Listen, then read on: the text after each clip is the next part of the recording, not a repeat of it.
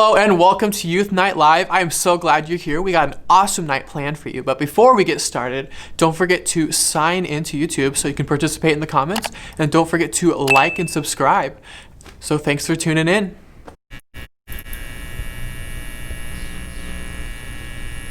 Tonight, we're starting a brand new series called Love, Hate, and tonight we're going to talk about the power of our words to either build people up or tear people down. We're going to be looking at gossip head on because we know that the things that come out of our mouth are important and sometimes they're not always the right things to say. We're going to jump now into our YouTube clip of the week that has to do with our words. I hope you guys check out from our friends at Sunday Cool, Christian Cuss Words. Here it is. 10 plagues on a pitchfork. Holy baptismal? Oh yeah, let me see. How about Shadrach, Meshach, and Abednego? Adam's rib that hurt. Ah, son of a sinner's prayer. Goodness gravy, Mary had a baby. Faith up a mustard seed. Goodness gracious Gomorrah. Ah, son of a Baptist. Boy, you better watch it because you're about to be as lost as the prodigal.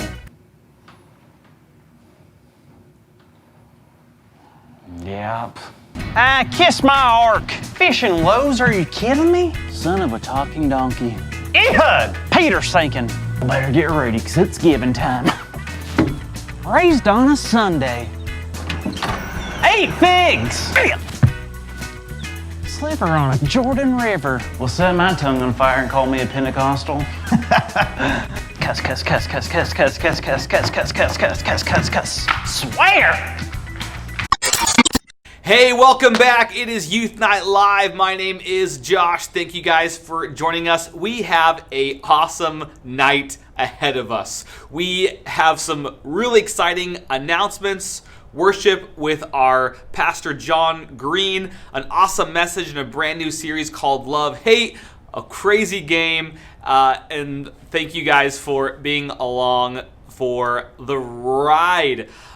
Hey, let's talk about some announcements as we get started. As always, thank you guys for tuning in. Make sure that you subscribe to our channel. Make sure you like this video and share it with a friend. We have some awesome summer things coming up in both our high school ministry, the Annex, and our middle school ministry, the Tribe.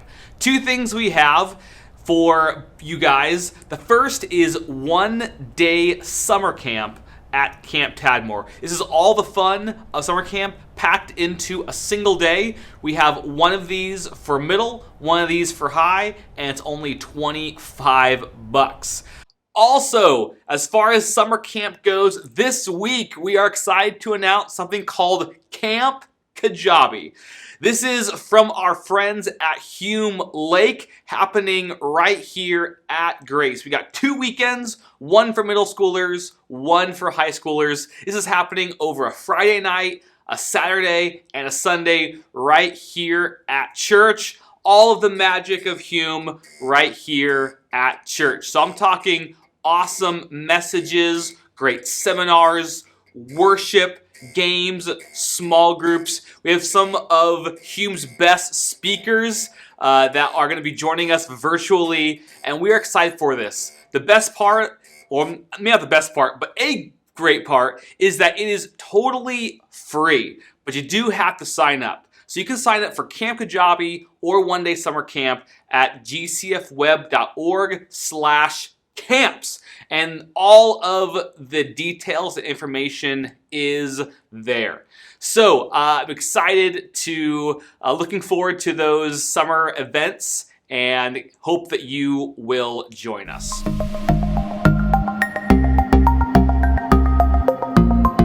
It's game time, and tonight we have a super simple, super fun game called Face, Booty, Awesome. All right, here's how it works. I know it's summertime. Everyone wants to be out doing something fun, maybe in the lake, on the mountain, or even in your own backyard. So what we have tonight is a series of videos of someone doing something. The video is going to pause in the middle, and you need to vote either face, booty, or awesome. And that is, do they land on their face, do they land on their booty, or do they do something awesome? You're going to have 10 seconds in between the two clips to put your guess in the comment section below. It's that simple. We're going to be pulling a winner from the comment section. If you play at all, participate, you are eligible to win a gift card tonight. So here is Face Booty Awesome Summer Edition. Play along and enjoy.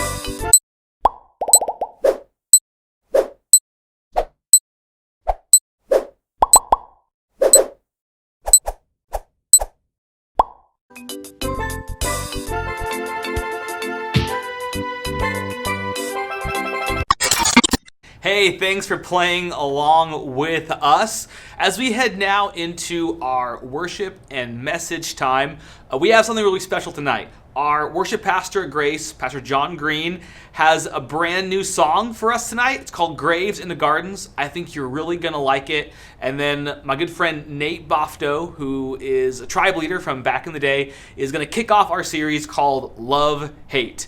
As we start tonight, I would love just to pray for our time together. God, thank you for this opportunity just to be together, virtually together on YouTube. God, I pray that as we worship, as we hear your word, that you just speak to our hearts. God, that we would be open to what your word has to say for us, that we'd feel challenged and that our lives would be changed. Thank you, God, for this time. Amen.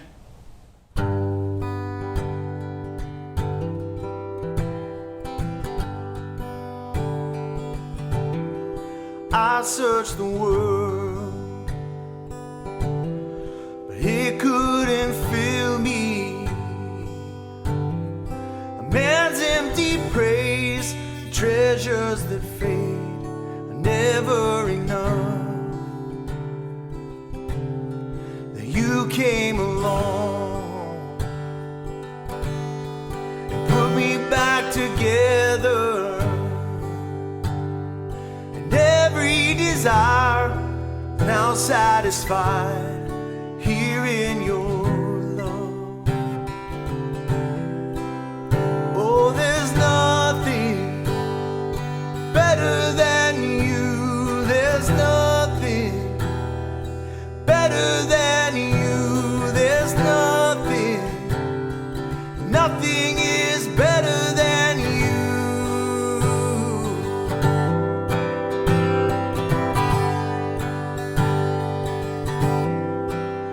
I'm not afraid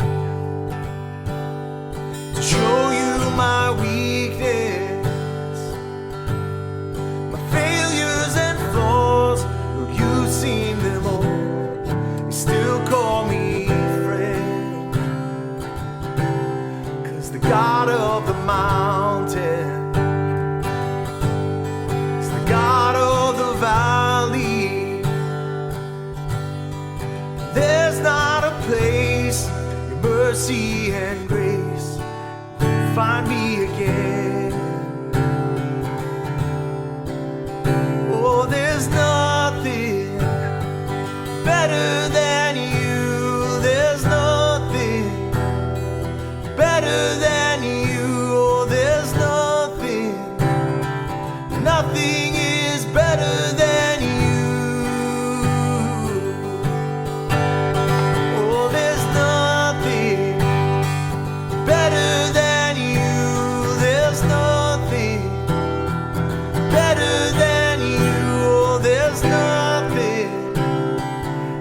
Nothing is better than you.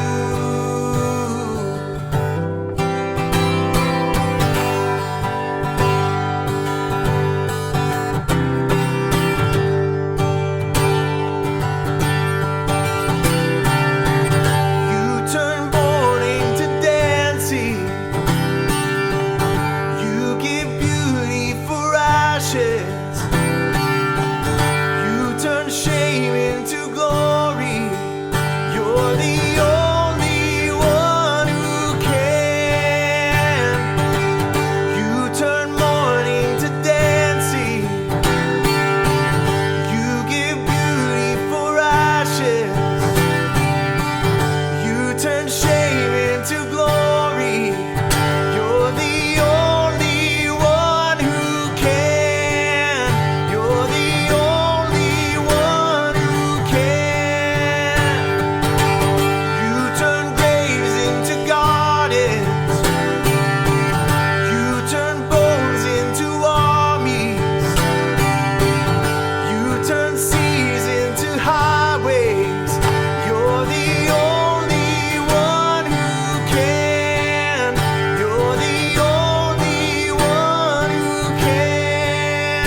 Oh, there's nothing better than you. There's nothing better than you. There's nothing is better than you.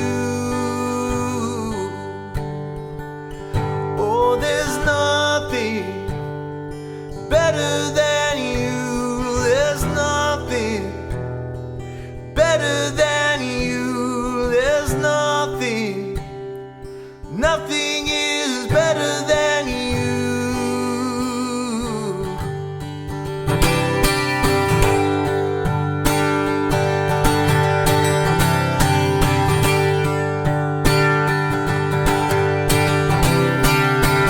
You turn mourning to dancing. You give beauty for ashes. You turn shame into glory. You're the only one who can. You turn graves into gardens. You turn bones into armies. You turn seas into highways. You're the only one who can. You're the only one who can. You're the only one who can.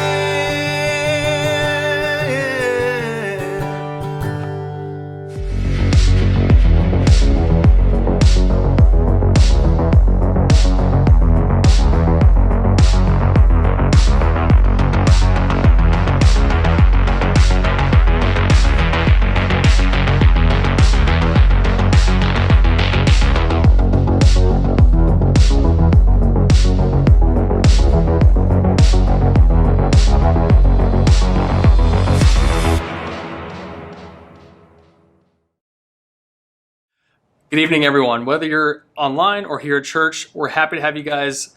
Welcome to week 1 of our series called Love Hate. My name is Nathan Bofta. My wife and I have been going to Grace for about 4.5 years now. Some of you guys know me from leading Tribe a couple years ago.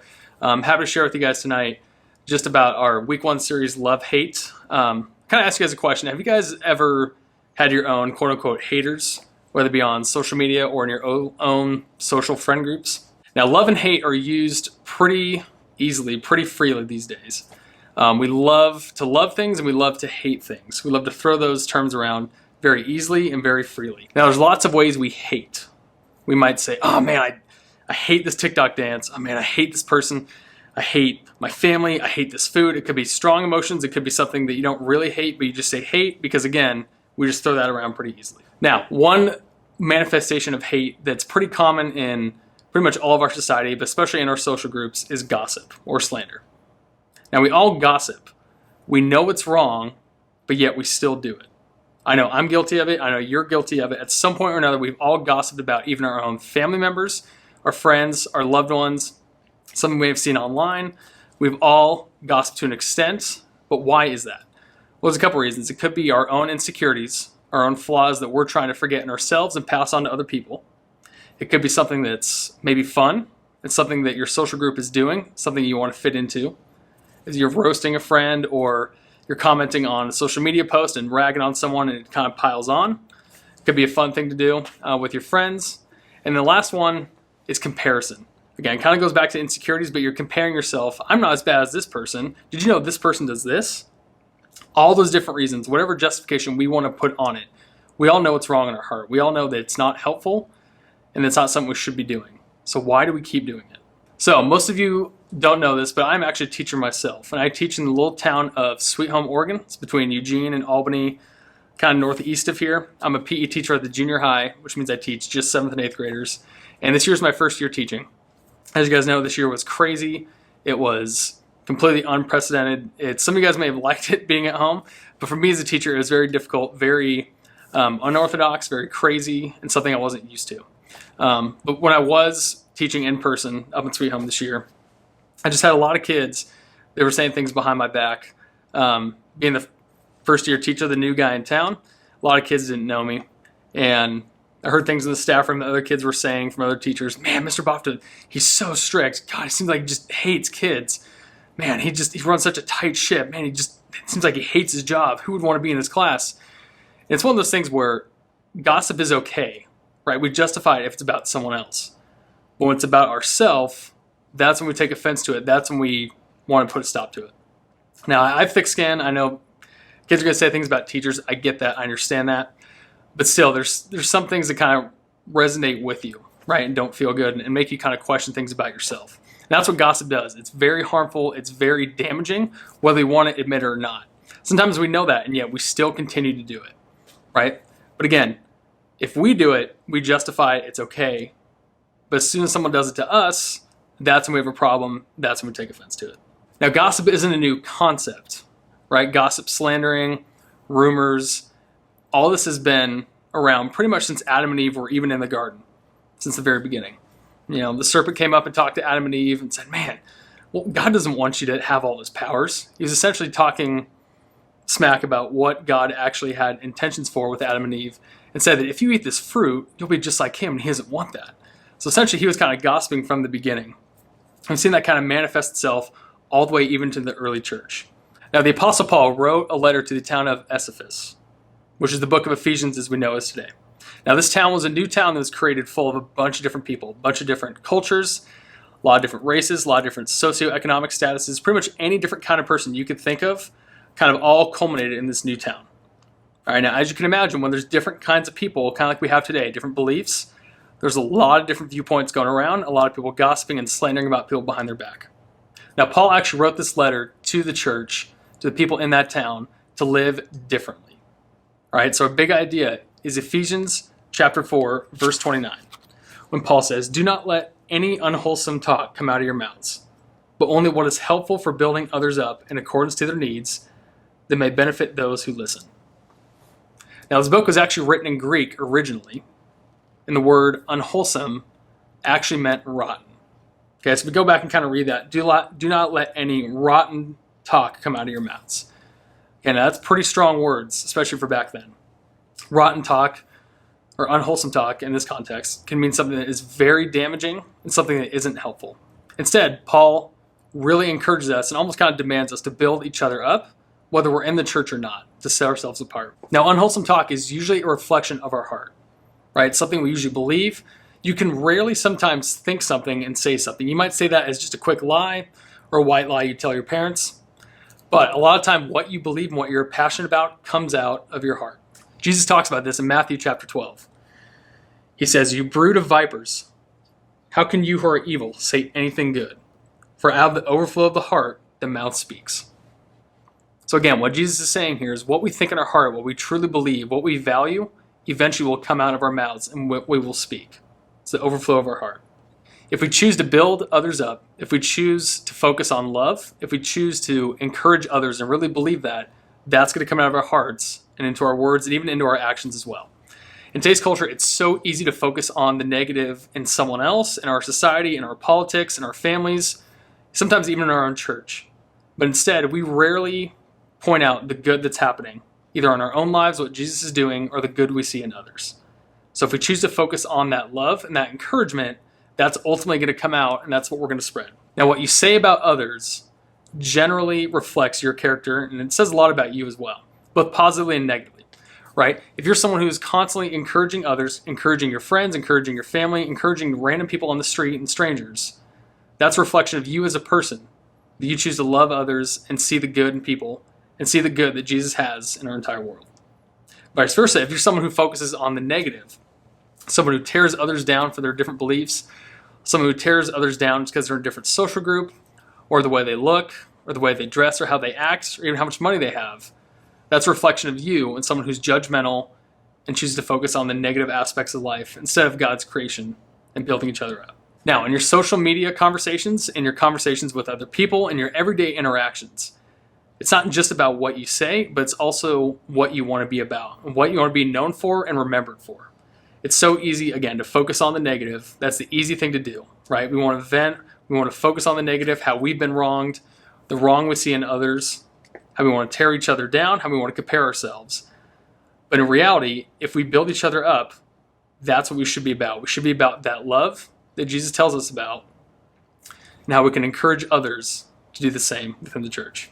Now, we have a choice in what we say and what we do, right? Sometimes it's when you have those initial thoughts, it's easy to just say them, kind of without a filter.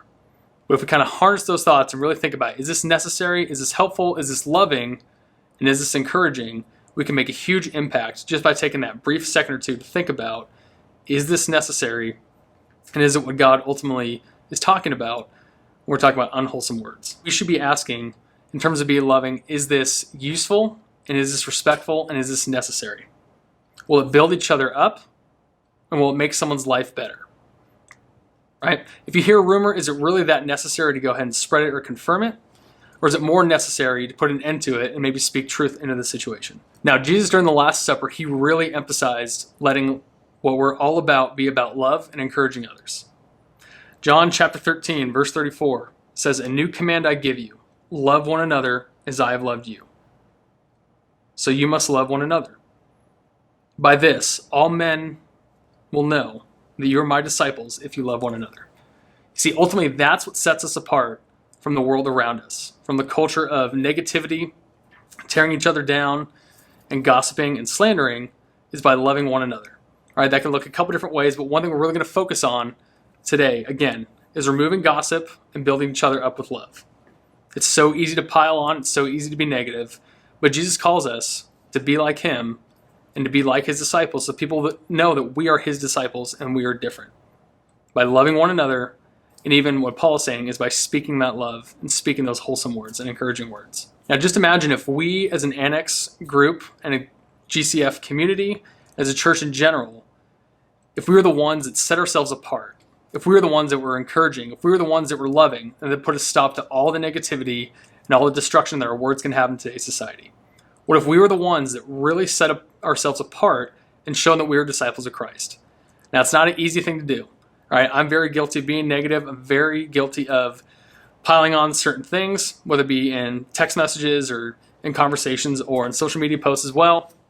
But ultimately, we got to put an end to it, and we got to realize that we are the living gospel of Jesus. People are not going to see Jesus through our actions if we're giving in to the conformity of all the negativity and all the destruction that our words can have today.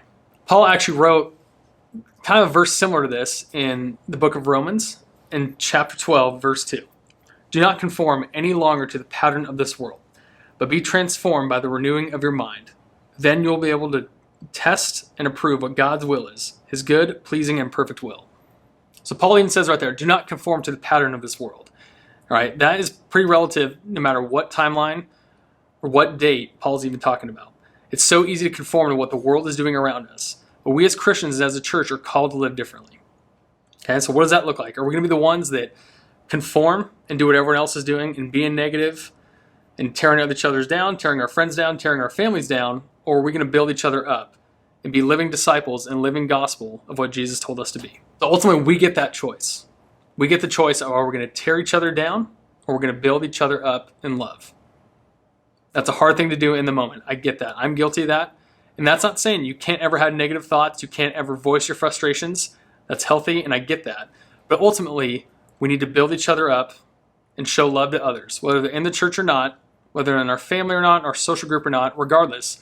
We need to be the ones that are showing positivity just as Jesus did back in his time. So thank you guys for listening. Hope you guys enjoyed this message.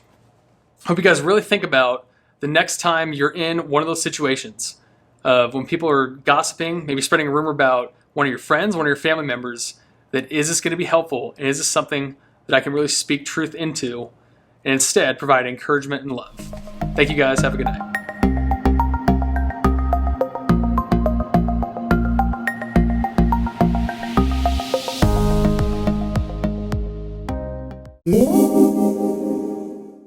Hey, welcome to the after show. This is our time in the night where we chat a little bit about the message before we sign off, and some of you guys will be heading into small groups. A couple of questions for you guys to think about from Nate's message and for us to discuss together in the chat below. So here is the first question for you guys. Tonight we talked a lot about gossip, and we know this is something that all of us struggle. So let's be real and honest. I want you to share in the comment section below what's one thing that in your circle of friends you think gets gossiped about the most. Obviously don't go into any details, but like in general, what is something that you feel the people around you, what area do they gossip about the most? Let me know.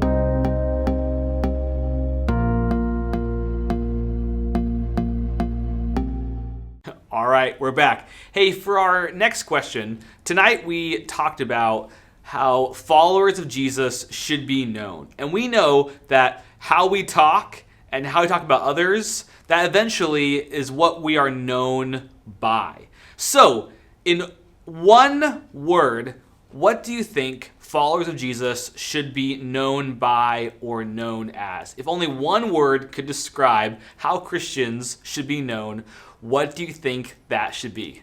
Let me know.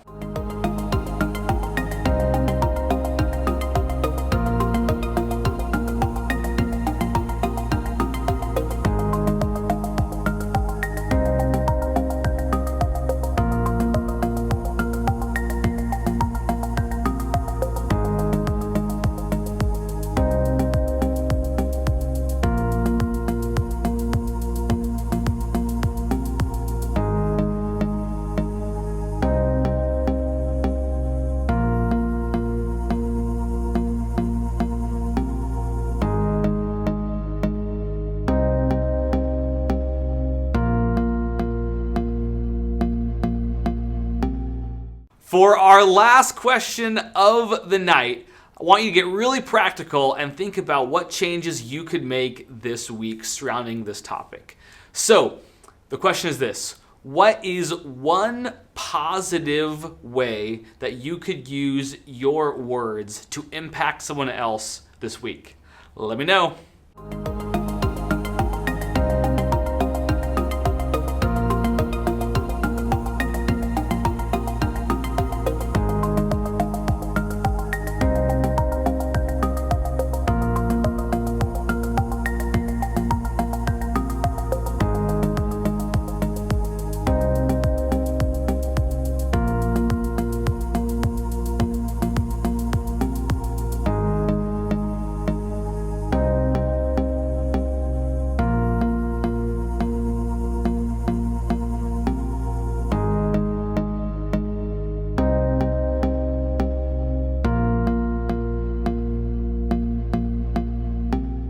All right, well, thank you so much for joining us for Youth Night Live tonight.